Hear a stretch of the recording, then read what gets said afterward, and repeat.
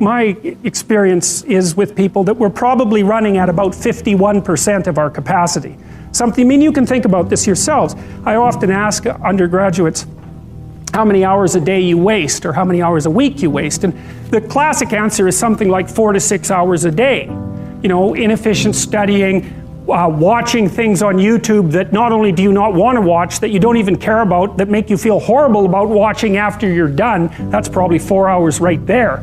You know, you think, well, that's 25 hours a week, it's 100 hours a month, that's 2.5 full work weeks, it's half a year of work weeks per year. And if your time is worth $20 an hour, which is a radical underestimate, it's probably more like 50 if you think about it in terms of deferred wages. If you're wasting 20 hours a week, you're wasting $50,000 a year. And you are doing that right now. And it's because you're young, wasting $50,000 a year is a way bigger catastrophe than it would be for me to waste it, because I'm not going to last nearly as long. And so if your life isn't everything it could be, you could ask yourself, well, what would happen if you just stopped wasting the opportunities that are in front of you? You'd be who knows how much more efficient? 10 times more efficient, 20 times more efficient. That's the Pareto distribution. You have no idea how efficient people get. It's off the charts. Best thing you can do is teach people to write, because there's no difference between that and thinking. And one of the things that just blows me away about universities is that no one ever tells students why they should write something. It's like, well, you have to do this assignment. Well, why are you writing? Well, you need the grade. It's like, no. You need to learn to think, because thinking makes you act effectively in the world. Thinking makes you win the battles you undertake, and those could be battles for good things. If you can think and speak and write, you are absolutely deadly.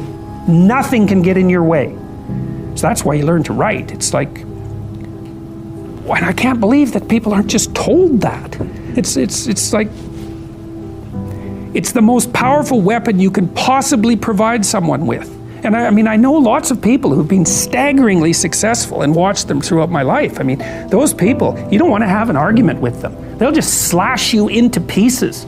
And not in a malevolent way. It's like, if you're going to make your point and they're going to make their point, you better have your points organized, because otherwise you are going to look like and be an absolute idiot. You are not going to get anywhere. And if you can formulate your arguments coherently and make a presentation, if you can speak to people, if you can lay out a proposal, God, people give you money, they give you opportunities, you have influence. Make a schedule and stick to it. Okay, so what's the rule with the schedule? It's not a bloody prison. That's the first thing that people do wrong. They say, well, I don't like to follow a schedule. It's like, well, what kind of schedule are you setting up? Well, I have to do this, then I have to do this, then I have to do this, you know, and then I just go play video games, because who wants to do all these things that I have to do? It's like, wrong. Set the schedule up so that you have the day you want. That's the trick. It's like, okay, I've got tomorrow. If I was going to set it up so it was the best possible day I could have, practically speaking, what would it look like? Well, then you schedule that, and obviously there's a bit of responsibility that's going to go along with that, because if you have any sense, one of the things that you're going to insist upon is that at the end of the day, you're not in worse shape than you were than at the beginning of the day, right? Because that's a stupid day. If you have a bunch of those in a row, you just dig yourself a hole and then you bury yourself in it. It's like, sorry, that's just not a good strategy. It's a bad strategy. So maybe 20% of your day has to be responsibility and obligation, or maybe it's more than that, depending on how far behind you are. But even that, you can ask yourself, okay, well, I've got these responsibilities, I have to schedule the things in. What's the right ratio of responsibility to reward? And you can ask yourself that, just like you'd negotiate with someone who is working for you. It's like, okay, you got to work tomorrow. Okay, so I want you to work tomorrow. And you might say, okay, well, what are you going to do for me that makes it likely that I'll work for you? Well, you could ask yourself that, you know. So maybe you do an hour of responsibility and then you play a video game for 15 minutes. I don't know, whatever turns your crank, man. But, you know, you have to negotiate with yourself and not tyrannize yourself. Like you're negotiating with someone that you care for, that you would like to be productive and have a good life. And that's how you make the schedule. It's like, and then you look at the day and you think, well, if I had that day, that'd be good. Great. you know, and you're useless and horrible, so you'll probably only hit it with about 70% accuracy, but that beats the hell out of 0. Right? And if you hit it even with 50% accuracy, another rule is, well, aim for 51% the next week, or 50.5% for God's sake, or because you're going to hit that position where things start to loop back positively and spiral you upward. Well, and if we all got our act together collectively and stopped making things worse, because that's another thing people do all the time. Not only do they not do what they should to make things better, they actively attempt to make things worse because they're spiteful or resentful or arrogant or deceitful or homicidal or genocidal, or all of those things all bundled together in an absolutely pathological package. If people stopped really trying just to make things worse, we have no idea how much better they would get just because of that. So there's this weird dynamic that's part of the existential system of ideas between human vulnerability, social judgment, both of which are major causes of suffering, and the failure of individuals to adopt the responsibility that they know they should adopt. It isn't merely that your fate depends on whether or not you get your act together and to what degree you decide that you're going to live out your own genuine being. It isn't only your fate. It's the fate of everyone that you're networked with. And so, you know, you think, well, there's 7 billion people in the world. We're going to peak at about 9 billion, by the way, and then it'll decline rapidly, but 7 billion people in the world, and who are you? You're just one little dust mote among that 7 billion, and so it really doesn't matter what you do or don't do, but that's simply not the case. It's the wrong model, because you're at the center of a network. You're a node in a network. Of course, that's even more true now that we have social media. You'll know 1,000 people, at least over the course of your life. And they'll know 1,000 people each, and that puts you one person away from 1 million, and 2 persons away from 1 billion. And so that's how you're connected, and the things you do, they're like dropping a stone in a pond. The ripples move outward, and they affect things in ways that you can't fully comprehend, and it means that the things that you do and that you don't do are far more important than you think.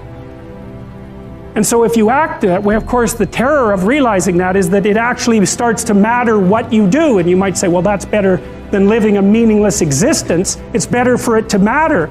But I mean, if you really asked yourself, would you be so sure if you had the choice? I can live with no responsibility whatsoever. The price I pay is that nothing matters. Or I can reverse it and everything matters. But I have to take the responsibility that's associated with that. It's not so obvious to me that people would take the meaningful path. You know, when you say, well, nihilists suffer dreadfully because there's no meaning in their life, and they still suffer. Yeah, but the advantage is they have no responsibility. So that's the payoff, and I actually think that's the motivation. Say, well, I can't help being nihilistic. All my belief systems have collapsed. It's like, yeah, maybe you've just allowed them to collapse because it's a hell of a lot easier than acting them out. And the price you pay is some meaningless suffering, but you can always whine about that and people will feel sorry for you, and you have the option of taking the pathway of the martyr, so that's a pretty good deal, all things considered, especially when the alternative is to bear your burden properly and to live forthrightly in the world. Well, what Solzhenitsyn figured out, and so many people in the 20th century, it's not just him, even though he's the best example, is that if you live a pathological life, you pathologize your society. And if enough people do that, then it's hell. Really, really. And you can read the Gulag Archipelago if you have the fortitude to do that, and you'll see exactly what hell is like. And then you can decide if that's a place you'd like to visit, or even more importantly, if it's a place you'd like to visit and take all your family and friends. Because that's what happened in the 20th century.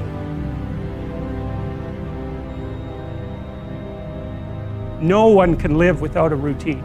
You just forget that. If you guys don't have a routine, I would recommend, like, you get one going, because you cannot be mentally healthy without a routine. You need to pick a time to get up.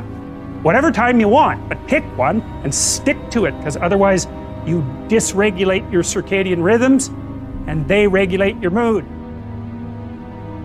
Plan a life you'd like to have. And you do that partly by referring to social norms. That's more or less rescuing your father from the belly of the whale, but the other way you do that is by having a little conversation with yourself about as if you don't really know who you are, because you know what you're like. You won't do what you're told. You won't do what you tell yourself to do. You must have noticed that. It's like you're a bad employee and a worse boss, and both of those work, you know, for you. You don't know what you want to do, and then when you tell yourself what to do, you don't do it anyways. You should fire yourself and find someone else to beat. But you know, my point is that you have to understand that you're not your own servant, so to speak. You're someone that you have to negotiate with, and you're someone that you want to present the opportunity of having a good life to. And that's hard for people because they don't like themselves very much. So, you know, they're always like cracking the whip and then procrastinating, and cracking the whip and then procrastinating, and it's like, God, it's so boring and such a pathetic way of spending your time. I think what you have to do, and this is part of humility, is you have to look around you within your sphere of influence, like the direct sphere of influence, and fix the things that announce themselves as in need of repair. But one of the main reasons that people don't get what they want is because they don't actually figure out what it is. And the probability that you're going to get what would be good for you, let's say, which would even be better than what you want, right? Because, you know, you might be wrong about what you want, easily. But maybe you could get what would really be good for you. Well, why don't you? Well, because you don't try. You don't think, okay, here's what I would like if I could have it. And I don't mean in a way that you manipulate the world to force it to deliver you goods for status or something like that. That isn't what I mean. I mean something like, imagine that you were taking care of yourself like you were someone you actually cared for. And then you thought, okay, I'm caring for this person. I would like things to go as well for them as possible. What would their life have to be like in order for that to be the case? Well, people don't do that. They don't sit down and think, all right, you know, let's figure it out. You've got a life. It's hard, obviously. It's like 3 years from now, you can have what you need. You got to be careful about it. You can't have everything. You can have what would be good for you, but you have to figure out what it is, and then you have to aim at it. Well, my experience with people has been is if they figure out what it is that would be good for them, and then they aim at it, then they get it. And it's strange because it's a strange thing. It's not quite that simple because, you know, you may formulate an idea about what would be good for you, and then you take 10 steps towards that, and you find out that your formulation was a bit off, and so you have to reformulate your goal. You know, so you're kind of going like this as you move towards the goal.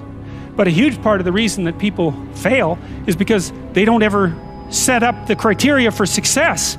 And so, since success is a very narrow line and very unlikely, the probability that you're going to stumble on it randomly is 0.